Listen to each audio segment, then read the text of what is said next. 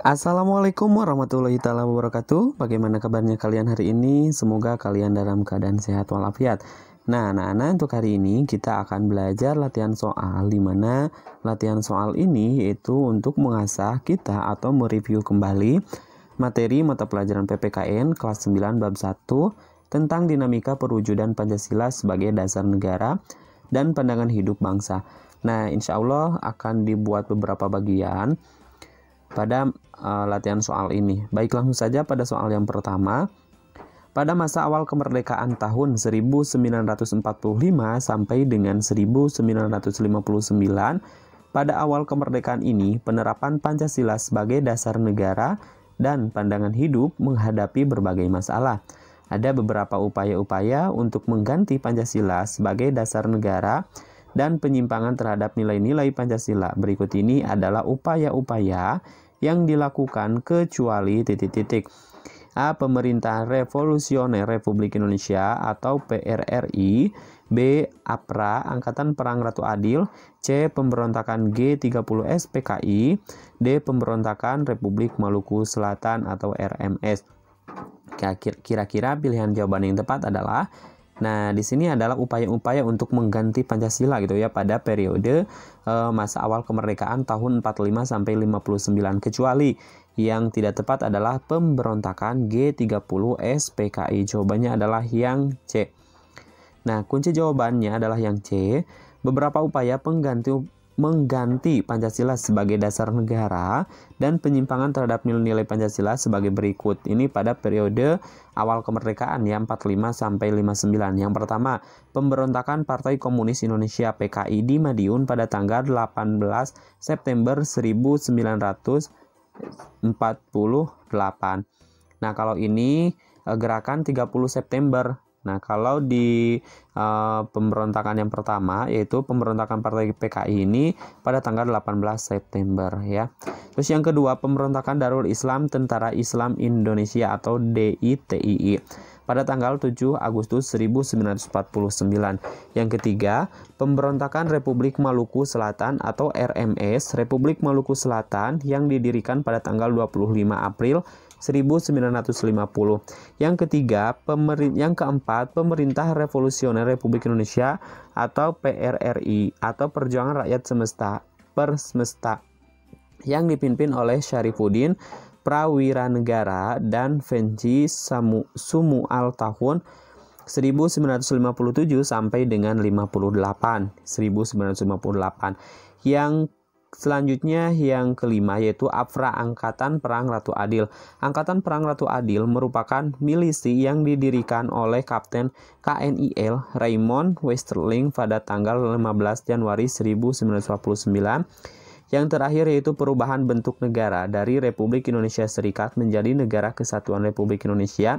Sedangkan konstitusi yang berlaku adalah Undang-Undang Dasar sementara 1950. Baik, kita lanjutkan pada soal nomor 2. Pemberontakan Partai Komunis Indonesia PKI di Madiun pada tanggal 18 September 1948. Pemberontakan ini dipimpin oleh Musso. Tujuan utamanya adalah titik-titik. A. Mendirikan negara Soviet Indonesia yang berideologi komunis. B. Mendirikan negara Islam. C. Mendirikan negara Islam Indonesia yang berideologi komunis. C. Mendirikan negara Republik Indonesia yang berideologi Pancasila.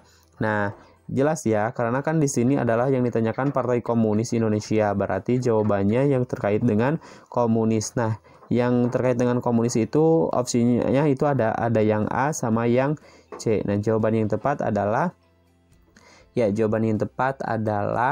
yang A, mendirikan negara Soviet dengan Indonesia yang berideologi komunis. Pemberontakan Partai Komunis Indonesia PKI di Madiun pada tanggal 18 September 1948.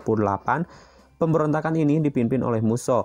Tujuan utamanya adalah mendirikan negara Soviet Indonesia yang berideologi komunis. Jadi jawaban yang tepat adalah yang A. Kita lanjutkan pada soal nomor 3. Pemberontakan Partai Komunis Indonesia PKI di Madiun pada tanggal 18 September 1948. Tujuan utama dari pemberontakan PKI Madiun adalah mendirikan negara Soviet Indonesia yang berideologi komunis yang dipimpin oleh titik-titik. A. Insinyur Soekarno, B. Musso, C. Skarmaji, D. Christian Robert Stephen Sumokil. Jawaban yang tepat adalah jadi pemimpin dari Partai Komunis ini. Ya, jawaban yang tepat adalah Musso. Jawabannya adalah yang B. Pemberontakan Partai Komunis Indonesia (PKI) di Madiun pada tanggal 18 September 1948. Pemberontakan ini dipimpin oleh Musso. Tujuan utamanya adalah mendirikan negara Soviet Indonesia yang berideologi komunis. Kita lanjutkan pada soal nomor 4. Pemberontakan Partai Komunis Indonesia (PKI) di Madiun, tujuan utamanya yaitu pemberontakan PKI Madiun adalah mendirikan negara Soviet Indonesia yang berideologi komunis terjadi pada tanggal titik-titik. A. Tanggal 18 September 1949, B. Tanggal 18 September 1948, C.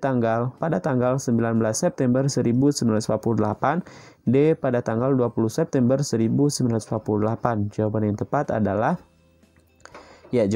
adalah yang B, tanggal 18 September 1948. Nah, pemberontakan Partai Komunis Indonesia terjadi di Madiun. Tujuan utamanya pemberontakan PKI adalah mendirikan negara Soviet Indonesia yang berideologi komunis terjadi pada tanggal 18 September 1948. Baik, kita lanjutkan pada soal nomor 5. Pemberontakan Darul Islam Tentara Islam Indonesia. Pemberontakan ini ditandai dengan didirikannya Negara Islam Indonesia atau NII. Tujuan utama didirikan NII adalah untuk mengganti Pancasila sebagai dasar negara dengan syariat Islam, tetapi gerakannya bertentangan dengan ajaran Islam yang sebenarnya. Pemberontakan Darul Islam Tentara Islam Indonesia dipimpin oleh titik-titik. A. Syarifuddin Prawiranegara, B. Musso, C. Sumokil, D. Skarmaji Marzian Kartosuwiryo. Jawaban yang tepat adalah, nah ini yang ditanyakan adalah pemimpin dari Darul Islam Tentara Islam Indonesia. Jawaban yang tepat adalah Skarmaji Marzian Kartosuwiryo. Jadi Kartosuwiryo merupakan pemimpin dari DITII. Nah, pemberontakan Darul Islam Tentara Islam Indonesia dipimpin oleh Skarmaji Marzian Kartosuwiryo. Pemberontakan ini ditandai dengan didirikannya Negara Islam Indonesia atau NII. Kita lanjutkan pada soal nomor 6. Pemberontakan Darul Islam Tentara Islam Indonesia dipimpin oleh Skarmaji Marzian Kartosuwiryo. Pemberontakan DITII ditandai dengan didirikannya negara Islam pada tanggal titik-titik. A. 9 Agustus 1948, B. 7 Agustus 1948, C. 7 Agustus 1949, D. 8 Agustus 1949. Jawaban yang tepat adalah yang C. 7 Agustus 1949. Pemberontakan Darul Islam Tentara Islam Indonesia dipimpin oleh Skarmaji Marzian Kartosuwiryo. Pemberontakan ini ditandai dengan didirikannya Negara Islam Indonesia NII oleh Kartosuwiryo pada tanggal 7 Agustus 1949. Tujuan utama didirikannya NII adalah untuk mengganti Pancasila sebagai dasar negara dengan syariat Islam. Akan tetapi gerakannya bertentangan dengan ajaran Islam yang sebenarnya. Kita lanjutkan pada soal nomor 7. Pemberontakan Darul Islam Tentara Islam Indonesia. Pemberontakan ini ditandai dengan didirikannya Negara Islam Indonesia pada tanggal 7 Agustus 1949. Salah satu hal yang bertentangan dengan ajaran Islam yang dilakukan oleh gerakan DITII adalah kecuali titik-titik. A. Perusakan dan pembakaran rumah-rumah penduduk, B. Penganiayaan terhadap penduduk, C. Mendirikan rumah pemerintah dalam pengasingan di Belanda tahun 1966. Yang D. Perampasan harta benda milik penduduk. Nah, ini adalah perbuatan yang menyimpang atau yang bertentangan dengan ajaran Islam yang sebenarnya, kecuali mendirikan rumah pemerintah dalam pengasingan di Belanda tahun 1966.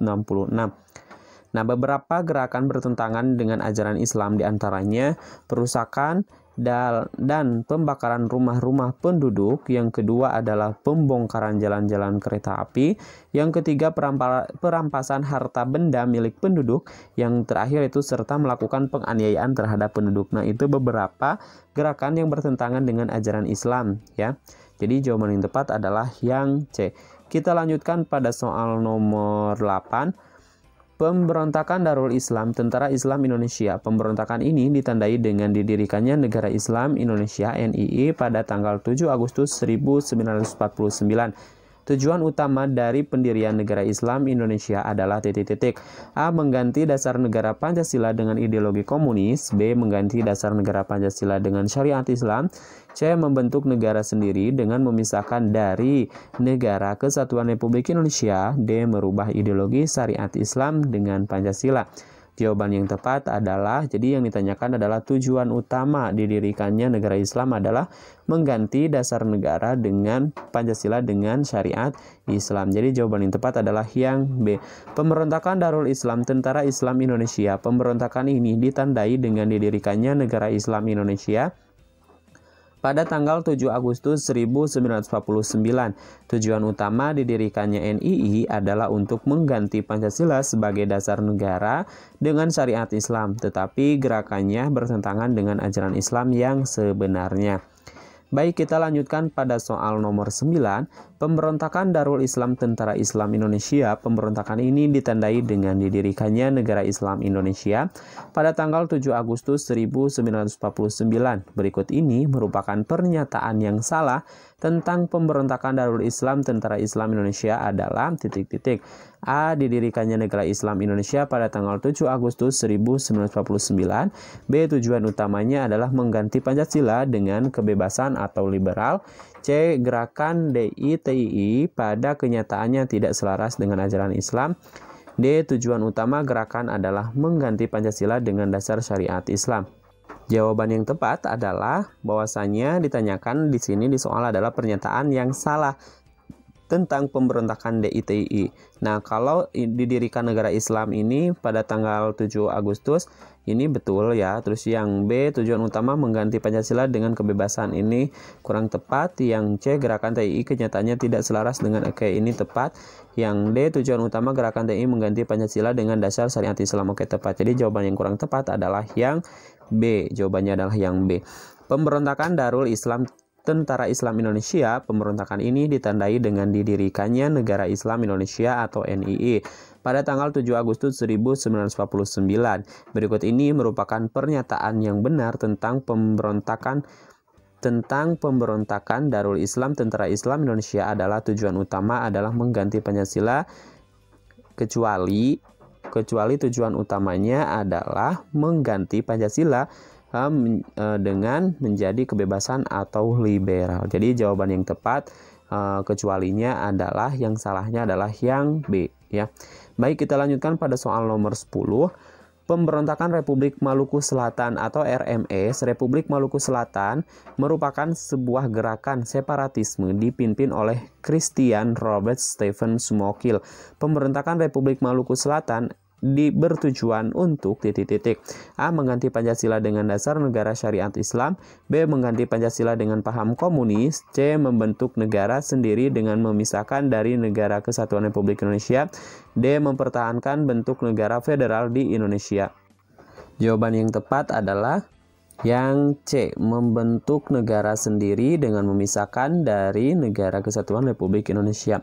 Pemberontakan Republik Maluku Selatan. Republik Maluku Selatan merupakan sebuah gerakan separatisme dipimpin oleh Christian Robert Stephen Smokil bertujuan untuk membentuk negara sendiri. Kita lanjutkan pada soal nomor 11. Republik Maluku Selatan (RMS) merupakan sebuah gerakan separatisme dipimpin oleh Christian Robert Stephen Smokil. Pemberontakan Republik Maluku Selatan.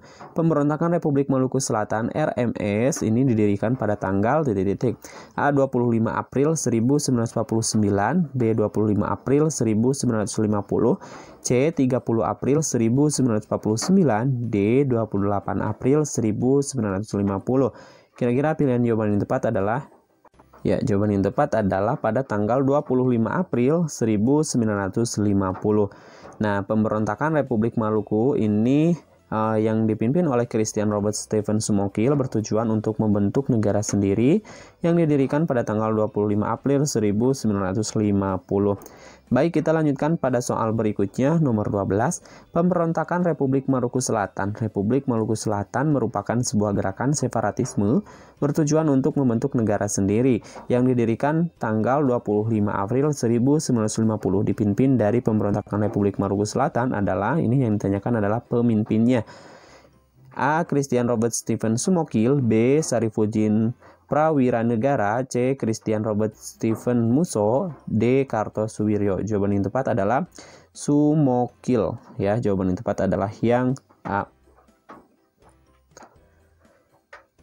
Pemberontakan Republik Maluku Selatan dipimpin oleh Christian Robert Stephen Sumokil itu pada tanggal 25 April 1950. Baik, kita lanjutkan pada soal nomor 13.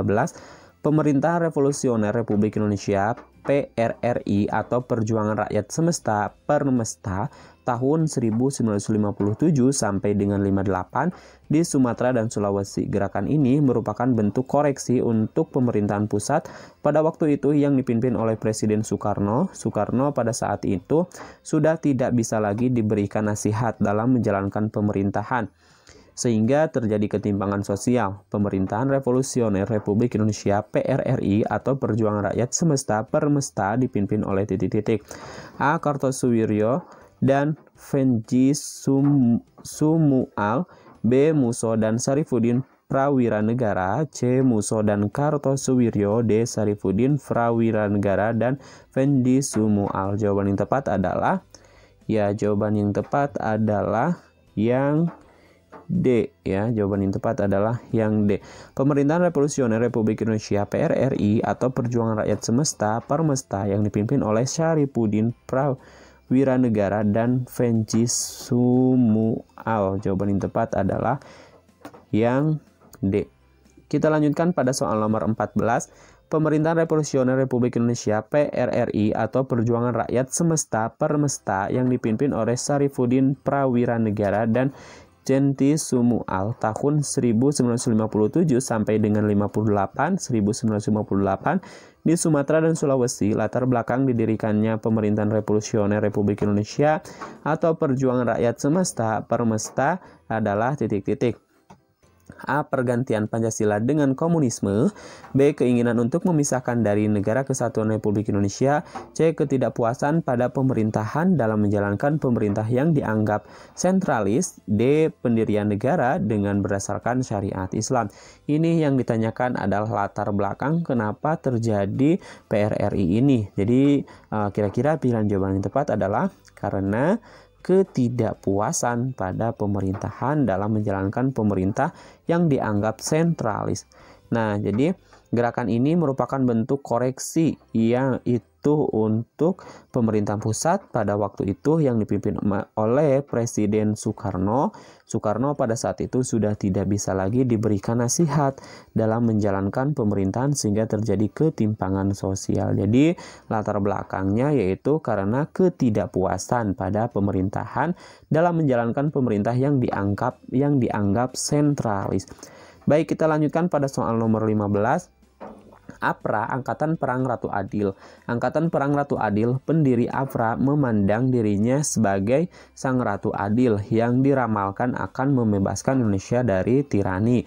APRA melakukan pemberontakan pada tanggal 23 Januari 1950 dengan melakukan serangan dan menduduki kota Bandung serta menguasai markas staf divisi Siliwangi. Tanggal didirikan gerakan APRA adalah A. 15 Januari 1948, B. 16 Januari 1949, C. 16 Juni 1949, D. 15 Januari 1949. Kira-kira pilihan jawaban yang tepat mengenai tanggal didirikannya gerakan APRA adalah Ya, jawaban yang tepat adalah pada tanggal 15 Januari 1949. Nah, APRA, Angkatan Perang Ratu Adil, merupakan milisi yang didirikan oleh Kapten KNIL Raymond Westerling pada tanggal 15 Januari 1949. Baik, kita lanjutkan pada soal nomor 16. APRA, masih tentang APRA, ini yang ditanyakan adalah merupakan dan gerakan militasi yang didirikan oleh, ini yang ditanyakan adalah pendiri dari AFRA ini. A. Fendi Sumual, B. Kapten KNIL Raymond Westerling, C. Sumokil dan Muso, D. Kartosuwiryo dan Sumokil. Jawaban yang tepat adalah ini adalah pendiri dari Angkatan Perang Ratu Adil adalah Kapten KNIL Raymond Westerling. Jawaban yang tepat adalah yang B. AFRA, Angkatan Perang Ratu Adil. Angkatan Perang Ratu Adil merupakan milisi yang didirikan oleh Kapten KNIL Raymond Westerling. Kita lanjutkan pada soal nomor 17. AFRA, ini masih tentang AFRA, yang ditanyakan adalah tujuan. Nah, sekarang yang ditanyakan adalah tujuan utama dari AFRA ini apa ya. Nah, yang A. Mengganti Pancasila dengan dasar negara syariat Islam. Yang B. Mengganti Pancasila dengan paham komunis. C. Membentuk negara sendiri dengan memisahkan dari Negara Kesatuan Republik Indonesia. C. Mempertahankan bentuk negara federal di Indonesia. Kira-kira pilihan jawaban yang tepat adalah mempertahankan bentuk negara federal di Indonesia. Nah, AFRA, Angkatan Perang Ratu Adil merupakan milisi yang didirikan oleh Kapten KNIL Raymond Westerling pada tanggal 15 Januari 1949. Westerling memandang dirinya sebagai sang Ratu Adil yang diramalkan akan membebaskan Indonesia dari tirani. Gerakan AFRA bertujuan untuk mempertahankan bentuk negara federal di Indonesia serta memiliki tentara sendiri bagi negara-negara Republik Indonesia Serikat. AFRA melakukan pemberontakan pada tanggal 23 Januari 1950 dengan melakukan serangan dan menduduki kota Bandung serta menguasai markas staf divisi Siliwangi. Kita lanjutkan pada soal nomor 18. Perubahan bentuk negara dari Republik Indonesia Serikat menjadi Negara Kesatuan Republik Indonesia, sedangkan konstitusi yang berlaku adalah Undang-Undang Dasar sementara 1950. Dalam perjalanannya, berhasil melaksanakan pemilu pertama di Indonesia pada tahun 1955 yang selama ini dianggap paling demokratis. Tetapi anggota konstituante hasil pemilu tidak dapat menyusun undang-undang dasar seperti yang diharapkan. Hal ini menimbulkan krisis politik, ekonomi, dan keamanan yang menyebabkan pemerintah mengeluarkan dekret Presiden 1959. Di bawah ini yang bukan merupakan isi dari dekret Presiden 1959 adalah titik-titik. A. Pembubaran Badan Konstituante. B. Berlakunya kembali Undang-Undang Dasar 1945 dan tidak berlakunya lagi Undang-Undang Dasar sementara tahun 1950. Yang C. Kembalinya ideologi Pancasila menggantikan ideologi liberal. D. Pembentukan MPRS dan DPHS. Ini yang tidak termasuk ke dalam isi dari dekret Presiden 1959 adalah yang C, yaitu kembalinya ideologi Pancasila menggantikan ideologi liberal. Nah, berikut ini beberapa dekret presiden. Yang pertama yaitu membubarkan Badan Konstituante. Oke, betul. Yang kedua, Undang-Undang Dasar 1945 berlaku kembali dan tidak berlaku lagi Undang-Undang Dasar sementara 1950. Yang ketiga, dibentuk MPRS dan juga DPHS. Baik, kita lanjutkan pada soal nomor berikutnya, 19. Perubahan bentuk negara dari Republik Indonesia Serikat menjadi Negara Kesatuan Republik Indonesia, sedangkan konstitusi yang berlaku adalah Undang-Undang Dasar sementara 1950. Dalam perjalanannya berhasil melaksanakan pemilu pertama di Indonesia yang selama itu dianggap paling demokratis. Tetapi anggota konstituante hasil pemilu tidak dapat menyusun undang-undang dasar seperti yang diharapkan. Hal ini menimbulkan krisis politik, ekonomi, dan keamanan yang menyebabkan pemerintah mengeluarkan dekret Presiden 1959. Pemilu pertama dilaksanakan pada tahun A. 1954, B. 1959, C. 1955, D. 1957. Nah, ini yang ditanyakan, pemilu pertama kali dilaksanakan pada tahun 1955. Jawabannya adalah yang C. Perubahan bentuk negara dari Republik Indonesia Serikat menjadi Negara Kesatuan Republik Indonesia, sedangkan konstitusi yang berlaku adalah Undang-Undang Dasar sementara 1950. Dalam perjalanan berhasil melaksanakan pemilu pertama di Indonesia pada tahun 1955 yang selama itu dianggap paling demokratis. Kita lanjutkan pada soal nomor 20. Masa Orde Lama 1959 sampai dengan 1966, periode ini merupakan sebuah sistem demokrasi yang seluruh keputusan dan pemikiran dalam pemerintahan negara berpusat pada pemimpin negara. Pemimpin negara saat itu adalah Presiden Soekarno.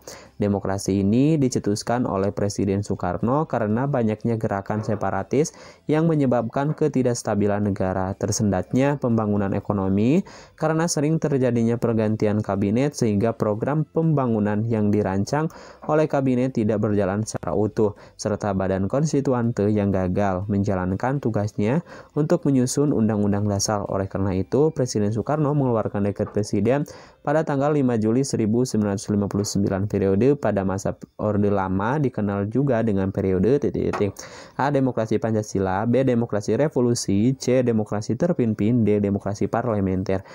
Nah, ini Orde Lama disebut juga demokrasi terpimpin. Jawaban yang tepat adalah yang C. Masa Orde Lama 1959 sampai dengan 1966, periode ini dikenal dengan periode demokrasi terpimpin. Demokrasi terpimpin merupakan sebuah sistem demokrasi yang seluruh keputusan dan pemikirannya dalam pemerintahan negara berpusat pada pemimpin negara. Pemimpin negara saat itu adalah Presiden Soekarno. Kita lanjutkan pada soal nomor 21. Masa Orde Lama 59 sampai 66. Periode ini dikenal sebagai periode demokrasi terpimpin. Demokrasi terpimpin pada masa Orde Lama diartikan sebagai A. Sistem demokrasi yang berdasarkan nilai-nilai Pancasila. B. Sistem politik yang menganut kebebasan individu. C. Sistem pengorganisasian dalam suatu negara dengan adanya tanggung jawab kepada lembaga legislatif untuk melaksanakan atau untuk melakukan pembentukan kabinet kerja dan melakukan pemilihan presiden dan wakil presiden. D. Sistem demokrasi yang seluruh keputusan dan pemikiran dalam pemerintahan negara berpusat pada pemimpin negara. Jawaban yang tepat adalah, ini yang ditanyakan adalah demokrasi terpimpin. Nah, kalau demokrasi terpimpin, yaitu merupakan sistem demokrasi yang seluruh keputusannya, pemikirannya berpusat pada pemimpin negara. Jawaban yang tepat adalah yang D. Nah, jadi yang dimaksud dengan periode demokrasi terpimpin. Kita lanjutkan pada soal nomor 22. Demokrasi terpimpin dicetuskan oleh Presiden Soekarno. Demokrasi terpimpin merupakan sebuah sistem demokrasi yang seluruh keputusan dan pemikiran dalam pemerintahan negara berpusat pada pemimpin negara. Pemimpin negara saat itu adalah Presiden Soekarno. Berikut ini merupakan latar belakang dekret Presiden oleh Presiden Soekarno adalah A. Banyaknya gerakan separatis yang menyebabkan ketidakstabilan negara. B. Berjalan lancar pembangunan ekonomi karena seringnya terjadi pergantian kabinet. C. Badan konstituante yang berhasil menjalankan tugasnya untuk menyusun Undang-Undang Dasar. D. Banyaknya gerakan separatis yang menyebabkan stabilan negara. Jawaban yang tepat adalah, ini adalah merupakan latar belakang terjadinya dekret Presiden oleh Presiden Soekarno. Jawaban yang tepat adalah karena adanya gerakan separatis yang menyebabkan ketidakstabilan negara. Nah, pembahasan demokrasi terpimpin dicetuskan oleh Presiden Soekarno karena banyaknya gerakan separatis yang menyebabkan ketidakstabilan negara, tersendatnya pembangunan ekonomi karena sering terjadinya pergantian kabinet, sehingga program pembangunan yang dirancang oleh kabinet tidak berjalan dengan utuh, serta badan konstituante yang gagal menjalankan tugasnya untuk menyusun Undang-Undang Dasar. Oleh karena itu, Presiden Soekarno mengeluarkan dekret Presiden pada tanggal 5 Juli 1959. Kita lanjutkan pada soal nomor 23, masa Orde Lama 59 sampai 66. Ya, ini yang ditanyakan adalah tujuan pemberontakan ini adalah menjadikan negara Indonesia sebagai negara komunis yang berkiblat. Nah, jadi tujuan pemberontakan dari PKI pada tanggal 30 September 1965. Tujuan pemberontakan ini adalah menjadikan negara Indonesia sebagai negara komunis yang berkiblat A. ke negara Inggris serta mengganti Pancasila dengan paham kerajaan. B. ke negara Uni Soviet serta mengganti Pancasila dengan paham komunis. C. ke negara Eropa serta mengganti Pancasila dengan paham komunis. D. ke negara Uni Soviet serta mengganti Pancasila dengan paham liberal. Jawaban yang tepat adalah yang B. Ya, jawaban yang tepat adalah yang B. Pada periode ini terjadi pemberontakan PKI tanggal 30 September 1965 yang dipimpin oleh D.N. Aidit. Tujuan pemberontakan ini adalah menjadikan negara Indonesia sebagai negara komunis yang berkiblat kepada negara Uni Soviet serta mengganti Pancasila dengan paham komunis. Baik, kita lanjutkan pada soal nomor 24. Era demokrasi terpimpin di bawah pimpinan Presiden Soekarno mendapat tamparan yang keras ketika terjadi peristiwa tanggal 30 September 1965 yang disinyalir didalangi oleh Partai Komunis Indonesia (PKI). Pemberontakan PKI tersebut membawa akibat yang teramat fatal bagi partai itu sendiri, yaitu dibubarkannya PKI dengan seluruh organisasi di bawah naungannya dan dinyatakan sebagai organisasi terlarang di Indonesia. Tujuan utama pemberontakan G30S PKI adalah A. Mengganti Pancasila dengan paham syariat Islam. B. Memisahkan diri dari Negara Kesatuan Republik Indonesia. C. Mengganti Pancasila dengan paham komunis. D. Membentuk pemerintahan baru Indonesia yang lebih baik dari pemerintahan sebelumnya. Ini sudah jelas ya, jawaban yang tepat adalah yaitu mengganti Pancasila dengan paham komunis. Jawabannya adalah yang C. Pada periode ini terjadi pemberontakan PKI tanggal 30 September 1965 yang dipimpin oleh D.N. Aidit. Tujuan pemberontakan ini adalah menjadi negara Indonesia sebagai negara komunis. Kita lanjutkan pada soal nomor 25. Periode ini dikenal sebagai periode demokrasi terpimpin. Demokrasi terpimpin merupakan sebuah sistem demokrasi yang seluruh keputusan dan pemikiran dalam pemerintahan negara berpusat pada pemimpin negara. Pemimpin negara saat itu adalah Presiden Soekarno. Pemberontakan yang terjadi pada masa Orde Lama adalah A. Pemberontakan Partai Komunis Indonesia (PKI) di Madiun. B. Pemberontakan Darul Islam Tentara Islam Indonesia. C. Pemberontakan G30S PKI. D. Pemberontakan Republik Maluku Selamat atau RMS. Jawaban yang tepat adalah pemberontakan G30S PKI. Jawabannya adalah yang C. Periode ini dikenal sebagai periode demokrasi terpimpin. Demokrasi terpimpin merupakan sebuah sistem demokrasi yang seluruh keputusan dan pemikiran dalam pemerintahan negara berpusat pada pimpinan negara. Pimpinan negara pada saat itu Presiden Soekarno. Pemberontakan yang terjadi pada masa Orde Lama adalah pemberontakan G30S PKI. Kita lanjutkan pada soal nomor 26. Era baru atau Orde Baru dalam pemerintahan dimulai setelah melalui masa transisi yang singkat, yaitu antara tahun 66 sampai 68 ketika Jenderal Soeharto dipilih menjadi Presiden Republik Indonesia. Era tersebut kemudian dikenal sebagai Orde Baru dengan konsep demokrasi Pancasila. Di bawah ini yang merupakan misi utama dari pemerintah Orde Baru adalah A. Melaksanakan pembangunan nasional secara bertahap. B. Mewujudkan negara Indonesia yang sejahtera. C. Menjadikan masyarakat Indonesia yang adil dan makmur. D. Melaksanakan Pancasila dan Undang-Undang Dasar 1945 secara murni dan konsekuen.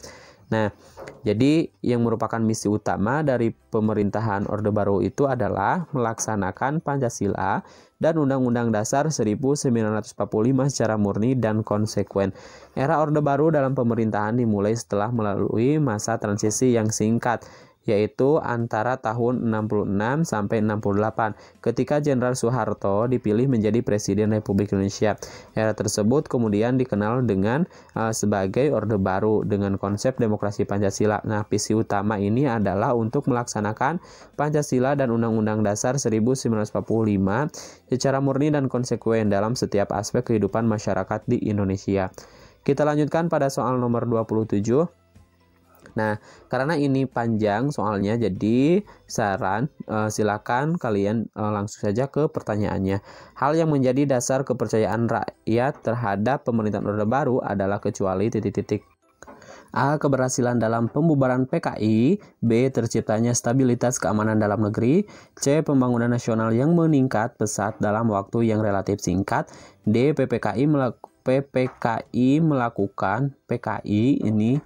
Melakukan pemberontakan kembali pada tanggal 30 September 1969. Jadi maksudnya di sini bukan PPKI ya. Jadi maksudnya adalah PKI. PKI melakukan pemberontakan kembali pada tanggal 30 September 1969. Nah, ini yang menjadi pertanyaannya adalah hal yang menjadi dasar kepercayaan rakyat terhadap pemerintahan Orde Baru, kecuali yang ditanyakan adalah kecuali. Nah, kalau yang A ini tepat, yang B tepat, yang C pun tepat. Ini yang kurang tepat adalah yang D. Jadi PKI melakukan pemberontakan kembali pada tanggal 30 September 1969. Nah, hal yang menjadi dasar kepercayaan rakyat terhadap pemerintahan Orde Baru, kecualinya itu adalah yang D ya, pada PKI bukan PPKI. PKI melakukan pemberontakan kembali pada tanggal 30 September 1969. Kita lanjutkan pada soal nomor 28. Era Orde Baru ya atau era baru dalam pemerintahan dimulai setelah melalui masa transisi yang singkat, yaitu antara tahun 66 sampai dengan 68 ketika Jenderal Soeharto dipilih menjadi Presiden Republik Indonesia. Era tersebut kemudian dikenal sebagai Orde Baru dengan konsep demokrasi Pancasila. Visi utama pemerintahan Orde Baru ini adalah untuk melaksanakan Pancasila dan Undang-Undang Dasar Negara Republik Indonesia tahun 1945 secara murni dan konsekuen dalam setiap aspek kehidupan masyarakat Indonesia. Berikut ini yang bukan merupakan kelemahan dari era Orde Baru dalam melaksanakan Pancasila dan Undang-Undang Dasar 1945 secara murni dan konsekuen adalah titik-titik. A. Pembatasan kebebasan berpolitik. B. Pembatasan kebebasan berpendapat. C. Penerapan konsep kebebasan tanpa batas. D. Banyaknya peristiwa pelanggaran hak asasi manusia. Ini yang ditanyakan adalah yang bukan merupakan kelemahan dari era Orde Baru dalam melaksanakan Pancasila ini adalah, jawaban yang tepat adalah penerapan konsep kebebasan tanpa batas. Jawabannya adalah yang C. Pada masa ini juga lembaga kepresidenan merupakan pengontrol utama lembaga negara lainnya, baik yang bersifat suprastruktur maupun yang bersifat infrastruktur. Pada masa ini pula kebebasan berpolitik dibatasi dengan jumlah partai politik yang terbatas pada 3 partai saja, yaitu Partai Persatuan Pembangunan P3, Golongan Karya Golkar, dan Partai Demokrasi Indonesia PDI. Kita lanjutkan pada soal nomor 29. Pada masa reformasi, penerapan Pancasila sebagai dasar negara terus menghadapi berbagai tantangan. Penerapan Pancasila tidak lagi dihadapkan pada ancaman pemberontakan-pemberontakan yang ingin mengganti Pancasila dengan ideologi lain, akan tetapi lebih dihadapkan pada kondisi kehidupan masyarakat yang titik-titik. A. Diwarnai oleh kehidupan yang serba bebas. B. Kehidupan yang terbatas. C. Kehidupan yang serba canggih. D. Kehidupan yang disiplin patuh terhadap peraturan yang ada di negara. Ini jawaban yang tepat adalah kira-kira pilihannya A atau C ya. Nah, yang lebih tepatnya adalah diwarnai kehidupan yang serba bebas. Jadi jawaban yang tepat adalah yang A. Pada masa reformasi, penerapan Pancasila sebagai dasar negara terus menghadapi berbagai tantangan. Penerapan Pancasila tidak lagi dihadapkan pada ancaman pemberontakan-pemberontakan lagi yang ingin mengganti Pancasila dengan ideologi lain, akan tetapi lebih dihadapkan pada kondisi kehidupan masyarakat yang diwarnai oleh kehidupan yang serba bebas. Kita lanjutkan pada soal nomor terakhir. Terdapat beberapa hal negatif yang timbul sebagai akibat penerapan konsep kebebasan yang tanpa batas, sehingga memicu terjadinya perpecahan dan penurunan moral. Perilaku tersebut seperti kecuali titik-titik. A. Munculnya pergaulan bebas. B. Pola komunikasi yang tidak beretika. C. Peredaran narkoba dan minuman keras, aksi anarkisme, serta vandalisme. D. Bersikap sopan, santun, menjunjung tinggi nilai-nilai Pancasila. Ini adalah yang ditanyakannya adalah kecuali bersikap sopan, santun, menjunjung tinggi nilai-nilai Pancasila. Terdapat beberapa hal negatif yang timbul sebagai akibat penerapan konsep kebebasan yang tanpa batas, sehingga memicu terjadinya perpecahan dan penurunan moral. Perilaku tersebut seperti kecuali bersikap sopan santun, menjunjung tinggi nilai-nilai Pancasila.